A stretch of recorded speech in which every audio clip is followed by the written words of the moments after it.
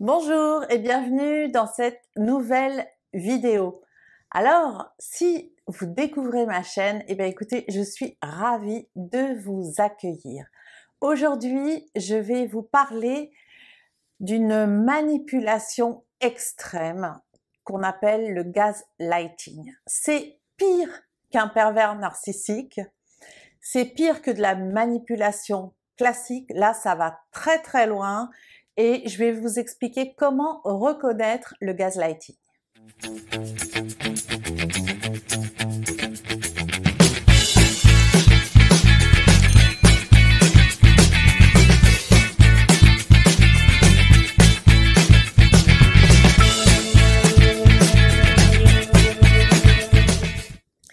Bonjour et bienvenue sur la chaîne Surmonter un divorce. Je suis Sandrine Bartoli, coach et thérapeute, experte pour surmonter un divorce.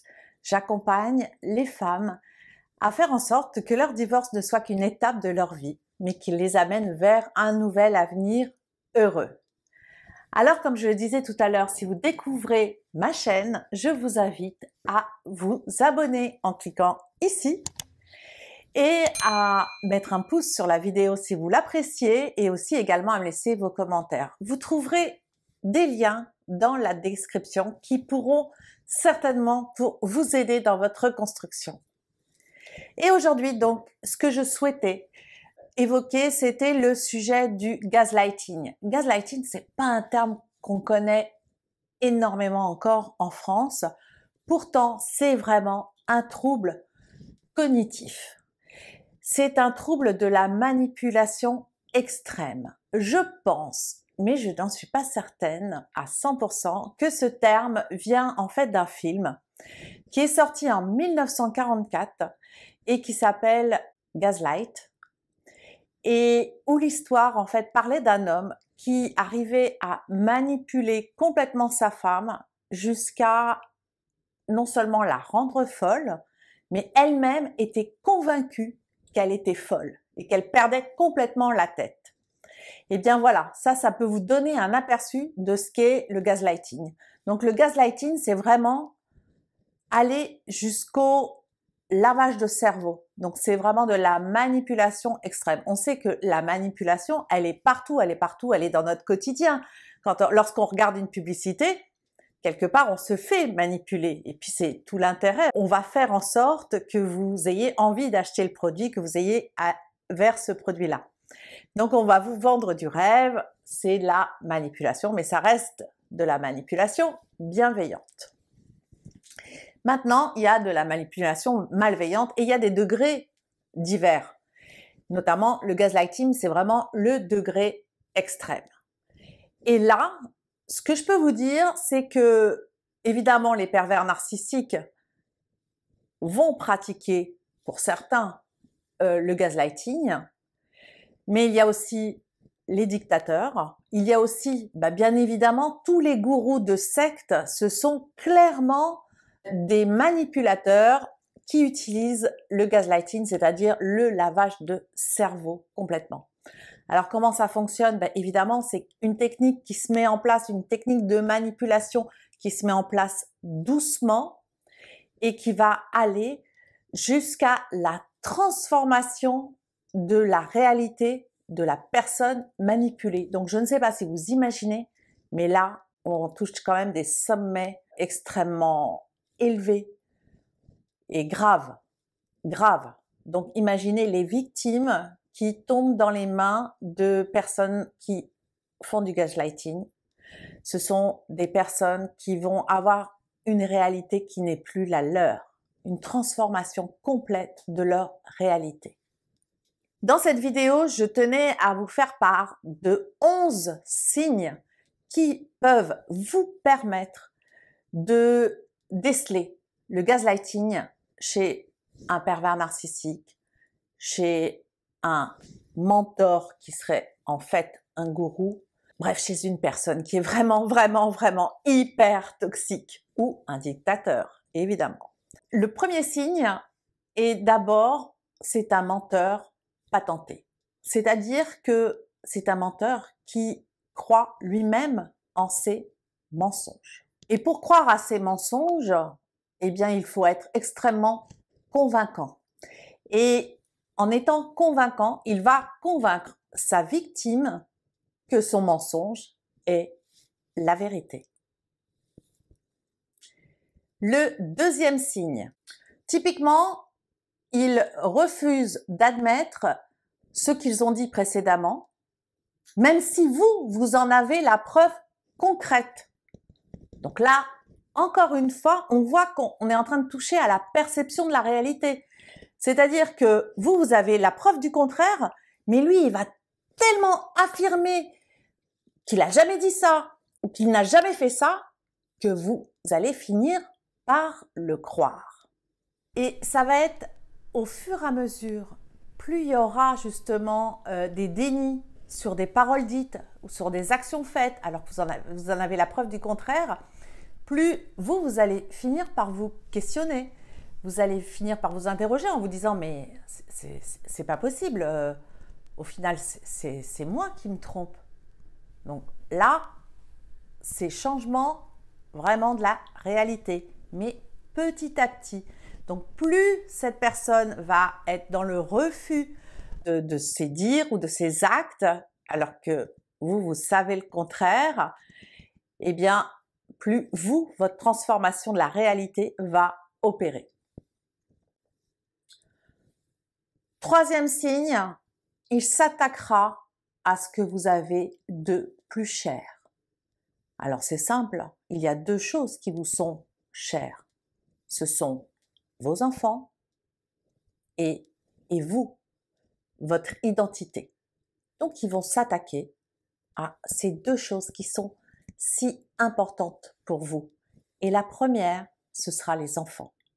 Vous n'êtes pas une bonne mère, vous n'êtes pas une bonne personne, vous n'auriez dû jamais avoir ces enfants, vous n'auriez jamais dû mettre au monde des enfants, vous n'avez pas la capacité de les éduquer et vous en ferez certainement des enfants très mal élevés, très malheureux et ce sera à cause de vous.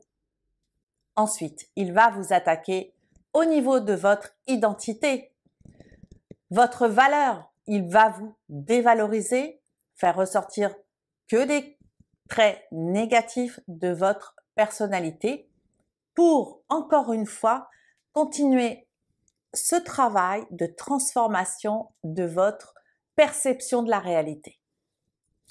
Quatrième signe, il vous rabaisse tout le temps.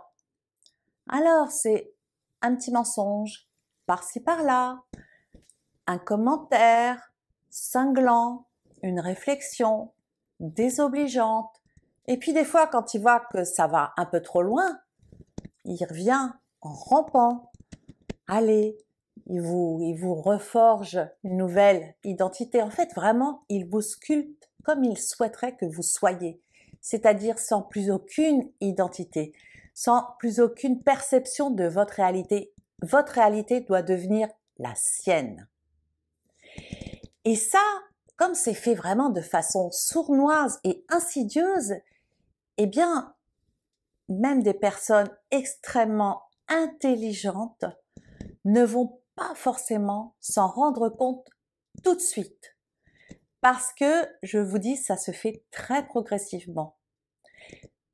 Donc, c'est un petit peu comme l'histoire de la grenouille qu'on met dans une marmite d'eau et qui ne va jamais chercher à s'en échapper parce qu'on fait bouillir l'eau progressivement.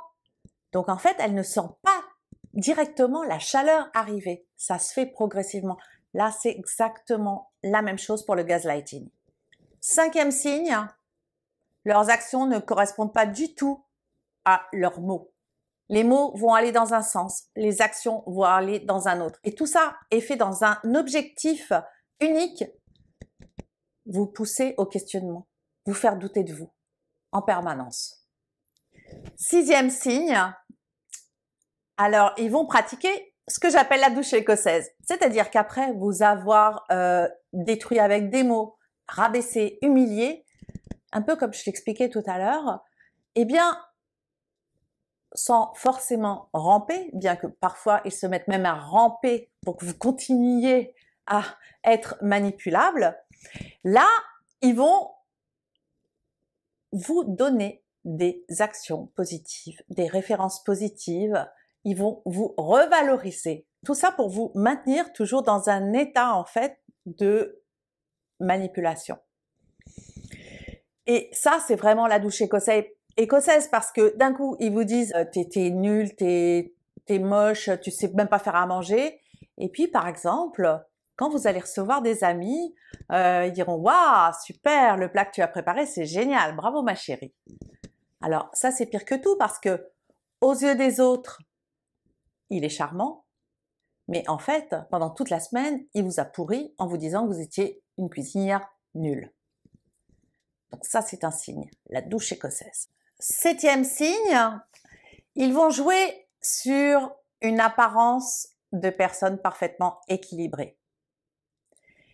Leur cible va être de viser des personnes facilement manipulables. Des personnes facilement manipulables, c'est des personnes qui ont eu des blessures et qui vont rechercher chez les autres à ce qu'on soigne ces blessures. Eux vont apparaître au premier abord comme des personnes normales et parfaitement équilibrées. Donc, pouvoir apporter à la personne qui souffre d'une blessure, justement, cet équilibre manquant, la possibilité éventuellement de soigner cette blessure. Et c'est là où elle joue sur la confusion et elle joue aussi sur la faiblesse en fait des gens. 8e signe, ce sont des maîtres de la projection. Je m'explique. Ils projettent leur propre faiblesse. Un exemple, il est infidèle. Eh bien en fait, ce qu'il va faire, c'est vous accuser, vous, d'infidélité. C'est un consommateur de drogue ou d'alcool, eh bien, il va vous accuser, vous, d'être alcoolique, vous, de sombrer dans la drogue. En fait, c'est changer votre perception de la réalité. Il va faire des crises de jalousie parce que, soi-disant, vous êtes infidèle, alors qu'en fait, c'est lui qui l'est. Et là, c'est la manipulation au plus haut niveau. Ça, c'est très important, c'est tout cet effet de projection qu'il va faire sur vous. 9e signe du gaslighting. Eh bien, les manipulateurs ont réussi à vous manipuler, en tout cas ce type de manipulateur a réussi à vous manipuler, sachez qu'il va être capable de manipuler les autres.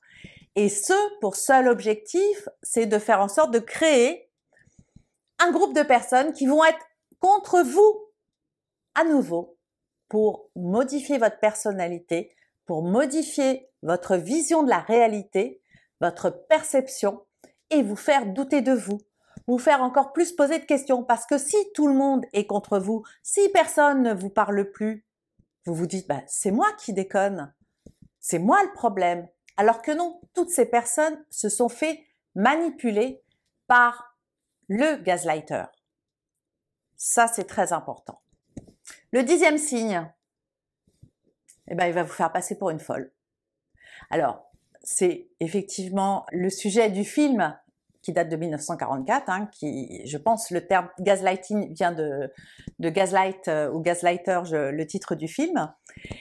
Clairement, il mène sa femme à la folie. Et on peut le comprendre parce que lorsqu'on perd complètement sa perception de la réalité, on devient fou.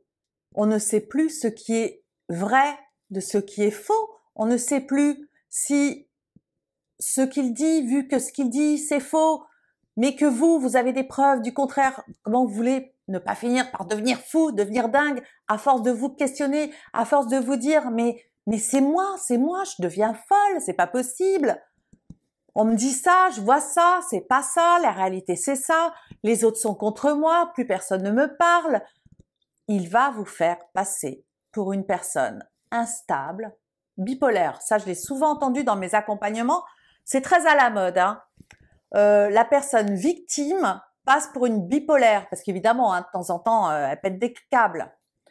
Ça, c'est vraiment la pire des choses, hein. Attention, attention, parce que ça peut aller vraiment très loin. Effectivement, il y a des gens qui se sont retrouvés en psychiatrie. Alors parfois, c'est quand même une bonne solution. Moi, je ne suis pas contre ça. Ça permet vraiment d'avoir un autre regard, d'être accompagné, d'être suivi thérapeutiquement et de pouvoir peut-être s'en sortir et d'arriver à préserver au final son mental, de retrouver un vrai mental et de retrouver son identité qu'on a perdue.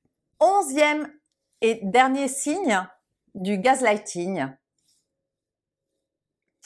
Eh bien, tout ce que vous voyez ailleurs, donc ça c'est vraiment le sommet de la pyramide de l'atteinte du lavage de cerveau, et c'est vraiment ce que on va remarquer chez les gourous de sectes, c'est qu'en fait ils arrivent à faire croire quand même à une flopée de personnes que tout ce qui les entoure en dehors de la secte est faux.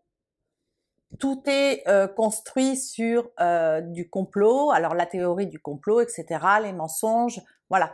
Là, le gaslighting, c'est de la manipulation qui a pour objectif de vous questionner. Alors pas seulement sur vous, pas seulement sur votre perception de la réalité, de votre monde, mais aussi sur ce qui vous entoure. Et donc de faire en sorte que tout soit bouleversé. C'est aussi ça qui mène à la folie. C'est que non seulement on doute de soi, on doute de son identité, on a perdu toute son identité, toute sa valeur, toute son estime de soi, mais en plus, on a l'impression que tous les autres ne sont que mensonges, qu'on a le sentiment de finir par croire que ce qui est dit dans les médias est faux. Et ça, le gaslighting, c'est aussi un effet de vous inciter à ne croire qu'en cette personne et de vous couper du reste du monde. C'est très, très important. Alors, j'espère qu'avec ces 11 signes qui vous permettent de bien détecter le gaslighting, qui est la manipulation extrême d'un pervers narcissique, vous arriverez à détecter ces signaux rapidement et à faire en sorte de vous sortir de toute relation toxique avec une personne qui pourrait vous manipuler jusque-là.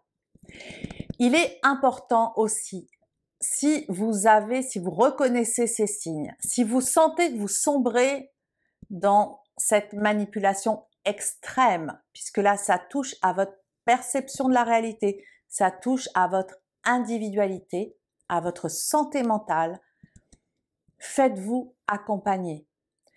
Il y a des thérapeutes, il y a des psychiatres, il y a des psychologues, il y a vraiment des personnes qui connaissent le sujet et qui pourront vous accompagner pour vous permettre de retrouver un mental sain et équilibré et vous sortir de ce type de manipulation.